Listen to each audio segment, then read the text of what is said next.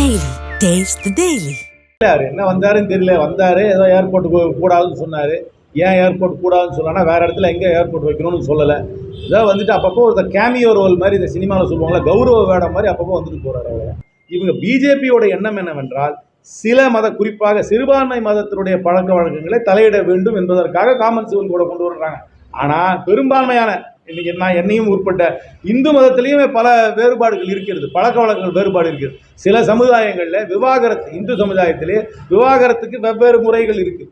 அந்த சில ஊர்ல எல்லாம் பேசி முடிக்கிற விவாகரமாக இருக்குது. அவருக்கு இந்த கல்யாண செலவை கொடுத்துட்டா விவாகரத்து ஆனதுன்னு ஏற்றுக்கிற நிலையும் சில ஊரில் இருக்குது. கஸ்டம் ஓவர் ரைட்ஸ் லா, அதாவது ஒரு ஊரில் ஒரு வழக்கம் இருந்ததுன்னா அது சில சமயங்களில் அது சட்டத்துக்கு மேலே அது வரும். அதனால் அந்த காமன் சிவில் கோட் அவ்வளோ ஈஸி கிடையாது. ஒரு டிராஃப்ட் காமன் சிவில் கோடை எல்லோரும் ஏற்றுக்கொள்ளக்கூடிய, இந்தியா முழுக்க காஷ்மீரிலிருந்து கன்னியாகுமரி வரைக்கும் ஏற்றுக்கொள்ளக்கூடிய காமன் சிவில் கோட் டிராஃப்டை இது வரைக்கும் யாரும் பார்த்ததில்லை.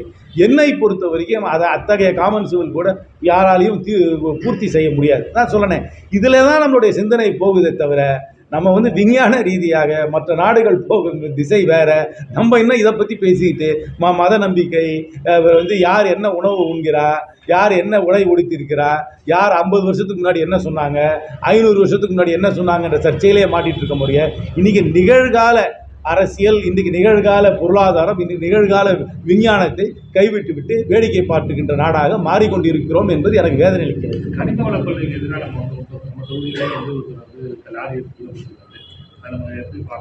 இந்த கொலை கண்டிப்பாக விசாரணை செய்ய வேண்டும். அதற்கு ஒரு நியாயமான விசாரணை நடத்தி இது பார்க்க வேண்டும். இது பல இடத்துல நான் முன்னாடியே, இது முதல் முறையாக நடக்கலை. எப்போ பார்த்தாலும் இந்த மண் அள்ளுறது இந்த மாதிரி பிரச்சனைகள் வரும்போது அதில் ஒரு டெஃபினட்டாக ஒரு அண்டர் கிரவுண்டு மாஃபியா செயல்படுகிறது என்பதில் யாருக்கும் சந்தேகம் வேண்டாம். அது ஏதோ இந்த ஆட்சியில் மட்டும் நடக்குதுன்னு நான் சொல்ல மாட்டேன். காலங்காலமாக தமிழ்நாட்டில் நடக்குது. அதுக்கு எதிர்த்து யார் குரல் கொடுக்குறாங்களோ அவங்களுக்கெல்லாம் ஒரு மிஸ்டீரியஸ் டெத்து, ஒரு கொலை அந்த மாதிரி வருகிறது.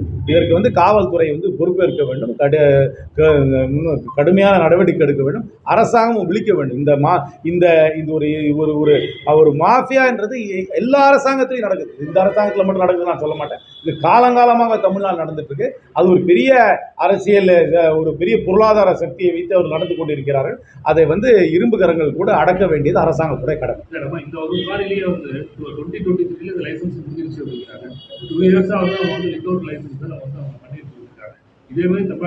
இருக்கும், நிச்சயமா இருக்கும். அதான் சொல்றேன், இது என்னமோ இந்த அரசாங்கத்திலோ இந்த 5 ஆண்டு காலத்தில் மட்டும் நடக்கல. இது காலங்காலமாக அவர்களுக்கு ஒதுக்கப்பட்ட இடத்துல இருந்து அதிகமான இடத்துல மண்ணல்றது, அதே மாதிரி மைனிங் பண்ணுறதுக்கும் ஒரு இடத்துல இடம் கொடுத்தாங்கன்னா, குறிப்பான இடம் கொடுத்தாங்கன்னா அதை விட்டு தாண்டி பண்ணுறது, இதெல்லாம் வாடிக்கையாக இங்கே நடக்குது. இந்த மாதிரி இது வாடிக்கையாக இந்த மைனிங்ன்றது, சாண்ட் மைனிங்காக இருந்தாலும் சரி, பாரியாக இருந்தாலும் சரி, இது சட்டத்துக்கு மீறி தான் இந்த தொழில் பல இடத்துல நடக்குது.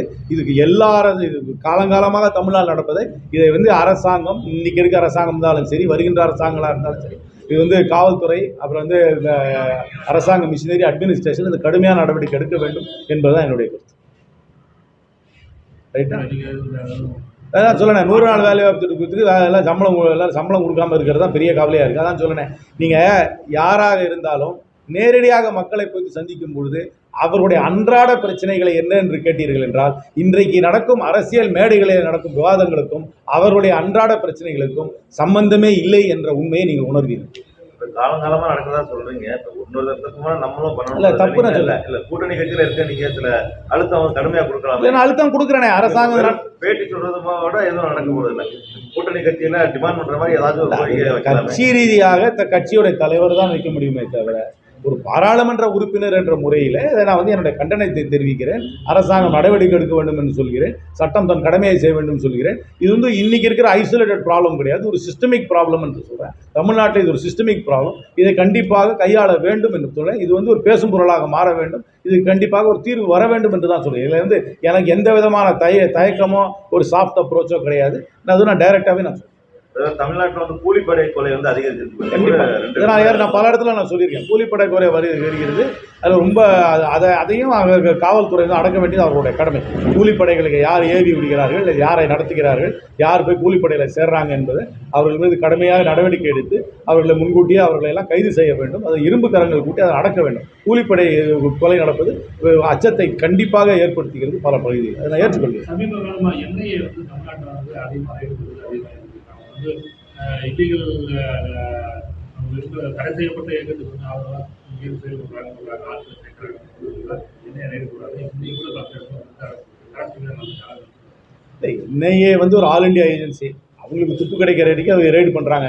இது வந்து அரசியல் காரணங்களுக்காக ரைட் பண்ணுறாங்கன்னு என்னால் சொல்ல முடியாது. அதுக்கு ஒரு சாலிட் எவிடன்ஸ் வச்சு ரைட் பண்ணுறாங்களா என்பது நீதிமன்றத்தில் தான் அதை வந்து ப்ரூவ் பண்ணணும். இதில் ஏதாவது பயஸ் இருந்தால் அதை நீதிமன்றத்தில் தான் சொல்லணும். எனக்கு நேரடி தகவல் கிடையாது, எனக்கு தெரியும். ஆனால் அவங்க வந்து ஒரு இங்கே ரெய்டு வந்து ஒரு குறிப்பாக தமிழ்நாட்டில் அந்த கோயம்புத்தூர் பகுதியில் அதிகமாக நடக்கிறது என்பதற்கு அங்கே அதுக்கும் ஒரு அது சில காரணங்களும் இருக்குது. அந்த இடத்துல வந்து குண்டு வைப்பு சம்பவங்கள்லாம் அந்த காலத்து ஒரு காலத்தில் நாங்கள் நடந்திருக்கு.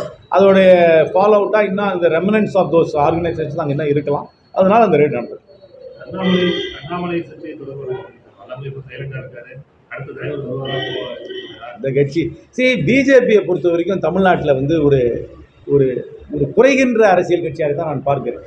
பாராளுமன்ற எலெக்ஷனில் இருந்த அவர்களுக்கு இருந்த அந்த ஒரு ஆதரவுன்னு கூட சொல்ல மாட்டேன், ஆதரவு போன்ற தோற்றத்தோட இன்னும் இன்னைக்கு நிலைமை வந்து இன்னும் கொஞ்சமாக தான் இருக்குது.